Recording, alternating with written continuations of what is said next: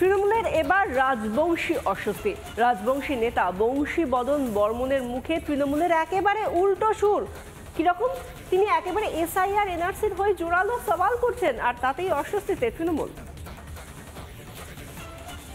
SIR কোন হয়, আমরা এসআইআর পক্ষে, আমরা এনআরসি চাই।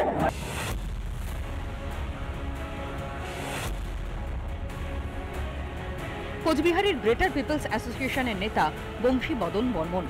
গত লোকসভা ভোটেও তাঁকে দেখা গিয়েছিল তৃণমূলের প্রচারে। এবার সেই রাজবংশী নেতা বংশী বদনের মুখে তৃণমূলের উল্টো সুর।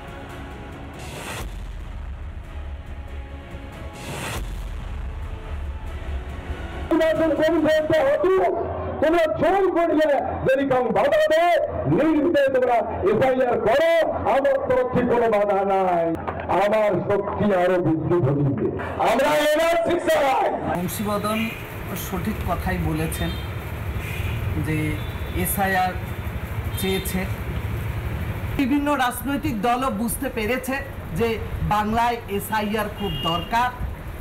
যারা বলেছে তাদেরকে স্বাগত জানাচ্ছি। উত্তরবঙ্গে রাজবংশী ভোট ফ্যাক্টর। উত্তরে 30টি বিধানসভা আসনে 25% বেশি রাজবংশী ভোট রয়েছে। এর মধ্যে 21 বিধানসভা ভোটে বিজেপির ঝুলিতে যায় 21টি আসন, তৃণমূল পায় 9টি। এহেন রাজবংশীদের নেতা তৃণমূলের উল্টো পথে হেঁটে এসআইআর এর পক্ষে সওয়াল করছেন, যা 26 বিধানসভা ভোটের আগে শাসকের অস্বস্তি বহুগুণ বাড়িয়ে দিল বলেই মত সকলের। রিপাবলিক বাংলা।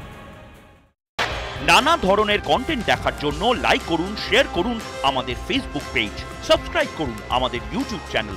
পাশাপাশি অন্যান্য ব্রেকিং নিউজের জন্য অবশ্যই চোখ রাখুন রিপাবলিক বাংলায়।